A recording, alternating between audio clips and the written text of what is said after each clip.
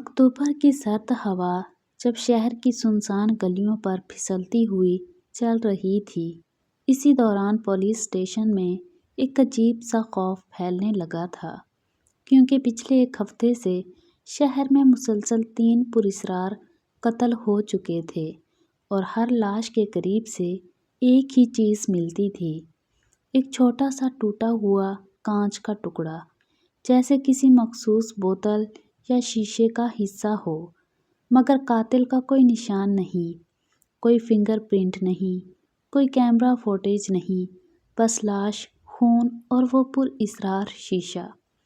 اور یہ سب اس قدر خاموشی سے ہوتا گیا کہ لگتا جیسے قاتل زمین کے اندر سے نکل کر آتا ہو۔ اسی لیے میڈیا نے اسے سایہ قاتل کا نام دے دیا تھا۔ مگر اصل کہانی تب شروع ہوئی جب شہر کے سب سے تیز اور الگ مزاج ڈیٹیکٹیو سمیع رفیق کو یہ کیس دیا گیا، جو نہ بولتا زیادہ تھا نہ ہنستا، مگر اس کی آنکھیں ہر چیز کا وہ پہلو دیکھ لیتی تھیں جو عام لوگ نظر انداز کر دیتے۔ سمیع پہلی لاش کے مقام پر گیا، ایک خستہ حال گودام جہاں لاش کے ارد گرد پاؤں کے نشان تو تھے، مگر ان میں عجیب بات یہ تھی کہ نشان آدھے تھیلے کے نقش کی طرح دھندلے تھے، جیسے قاتل نے جان بوجھ کر نیم ٹھوس زمین پر قدم رکھا ہو۔ سمیع نے شیشے کا ٹکڑا ہاتھ میں لے کر سونگھا، اس پر نہ خون کی بو تھی نہ کسی کی خوشبو، مگر برف جیسی ٹھنڈ اس کے لمس سے محسوس ہوئی، جیسے وہ شیشہ کسی فریج میں نہیں بلکہ کسی بہت سرد جگہ رکھا گیا ہو۔ سمیع نے لاش کے کپڑوں پر باریک سفید پاؤڈر بھی دیکھا، جو کہ آٹا نہیں تھا بلکہ کسی قسم کا کیمیکل۔ وہیں سے اسے شک ہوا کہ قاتل کسی لیب یا کیمیکل فیکٹری سے تعلق رکھتا ہے۔ اگلی 2 لاشیں بھی اسی پیٹرن پر ملیں، مگر تیسری لاش کے پاس ایک عجیب نشانی تھی، ایک ٹوٹا ہوا پرس کا پٹی والا حصہ، جس پر ایک برانڈ کا نام کندہ تھا۔ سمیع فوراً مارکیٹ میں اس مخصوص پرس کی تلاش میں نکلا اور پتہ چلا کہ یہ پرس ایک مخصوص فیشن شاپ پر فروخت ہوتا تھا۔ دکان والے نے بتایا کہ ایسا پرس شہر میں صرف 5 عورتوں نے خریدا ہے۔ انہی میں سے ایک خاتون تھی نادیہ احمد، جو فیشن ڈیزائنر تھی اور اس کی ایک چھوٹی سی بوتیک شہر کے پرانے علاقے میں واقع تھی۔ سمیع جب وہاں پہنچا تو دروازہ نیم کھلا تھا، اندر ہر چیز ترتیب سے تھی، مگر ایک کونے میں شیشے کے ٹکڑوں سے بھرا ڈبہ پڑا تھا، بالکل ویسا شیشہ جیسے قتل کی جگہ سے ملا تھا، مگر نادیہ وہاں نہیں تھی۔ سمیع کو پورے کمرے میں عجیب سا کیمیکل کی بو آئی، بہت ہلکی مگر واضح، جیسے کسی نے ابھی ابھی یہاں کوئی شے تیار کی ہو۔ میز پر ایک ڈائری بھی رکھی تھی، جس پر صرف ایک لائن لکھی تھی، بدلہ ہمیشہ مکمل لے کر چھوڑتی ہوں۔ سمیع نے فوراً پولیس کو بولا کہ نادیہ کو ہر حال میں ڈھونڈا جائے، اور پھر ہوشربا موڑ اس وقت آیا جب چوتھا قتل خود نادیہ کا نکلا، یعنی وہ قاتل نہیں بلکہ اگلا شکار تھی۔ اس کی لاش ایک خالی فلیٹ کے فرش پر پڑی تھی اور اس کے گرد وہی شیشہ، مگر اس بار شیشہ صرف ایک نہیں بلکہ کئی بڑے ٹکڑوں کی شکل میں بکھرا ہوا تھا، جیسے قتل سے پہلے قاتل نے نادیہ کے ساتھ بہت جدوجہد کی ہو۔ سمیع نے جب لاش کا معائنہ کیا تو اس کی کلائی پر ایک باریک سا کٹ تھا، جو باقی لاشوں میں نہیں تھا، اور اس کٹ سے سفید کیمیکل کے نشان ملے۔ پھر اچانک سمیع کی نظر ایک چھوٹی سی بالی پر پڑی، جو شاید قاتل کی تھی۔ اس پر حروف درج تھے NR۔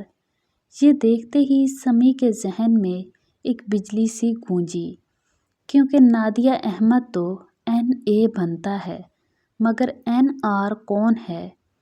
اسی ڈائری کو دوبارہ پڑھتے ہوئے سمی کو آخری صفحہ ملا جو پھٹا ہوا تھا مگر کچھ الفاظ باقی تھے۔ سایہ واپس آیا تو میں نہیں بچوں گی، وہی جسے میں نے۔ آگے کا حصہ غائب تھا۔ سمی نے نادیہ کے گھر والوں سے تحقیق کی تو پتہ چلا کہ نادیہ کی ایک جڑواں بہن تھی، نویرہ رفیق، جو کئی سال پہلے مر گئی تھی، یا شاید سب یہی سمجھتے تھے کیونکہ نویرہ کو فیشن انڈسٹری میں دھوکہ دے کر کسی نے ذہنی مریض قرار دلوا دیا تھا اور کچھ عرصے بعد وہ غائب ہو گئی۔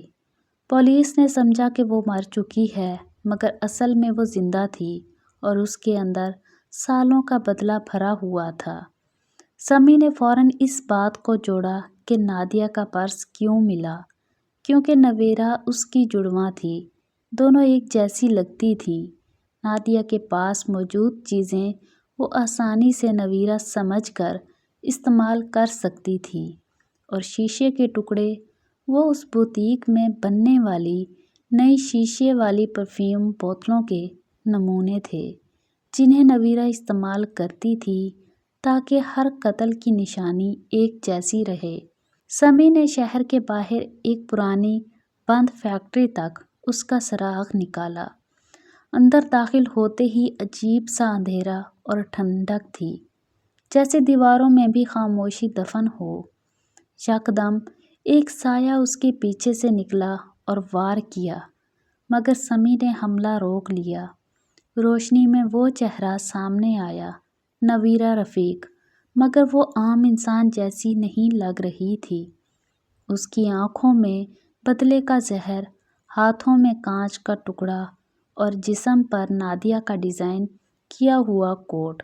وہ چیخی، جس نے مجھے تباہ کیا میں اسے ایک ایک کر کے ختم کر رہی ہوں۔ نادیہ تک بھی پہنچ گئی تھی مگر وہ بے وفا ثابت ہوئی۔ اس نے مجھے زندہ چھوڑ دیا تھا تاکہ دنیا اسے پرفیکٹ سمجھے اور مجھے پاگل۔ اس کی آواز میں تہائیوں کی ٹوٹ پھوٹ چھپی تھی، مگر سمی کو سمجھ آ گیا کہ وہ آخری قتل کے لیے ایک اور نام تلاش کر رہی ہے۔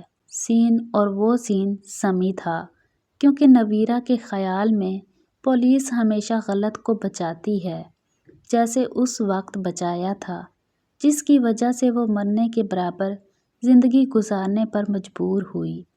سمی نے بڑی مشکل سے اسے قابو کیا۔ لڑائی کے دوران وہی شیشے کے بڑے ٹکڑے دوبارہ اس کے ہاتھ سے نکلے اور وہ خود ان پر گر گئی۔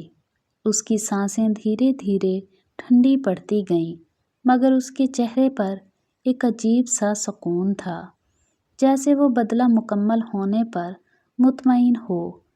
کیس بند ہو گیا، قاتل پکڑا گیا، یا یوں کہہ لیں خود انجام کو پہنچا، مگر سمی نے آخری رپورٹ میں ایک جملہ لکھا: کبھی کبھی مجرم جرم سے نہیں، زخموں سے بنتے ہیں، اور شہر میں سایہ قاتل کی کہانی ہمیشہ کے لیے ختم ہوئی، مگر وہ ٹوٹا ہوا شیشہ آج بھی پولیس اسٹیشن کی میز پر رکھا ہے، جسے دیکھ کر سمی اب بھی سوچتا ہے اصل مجرم کون تھا، وہ جس نے قتل کیے یا وہ معاشرہ جس نے نویرہ کو پاگل بنا دیا۔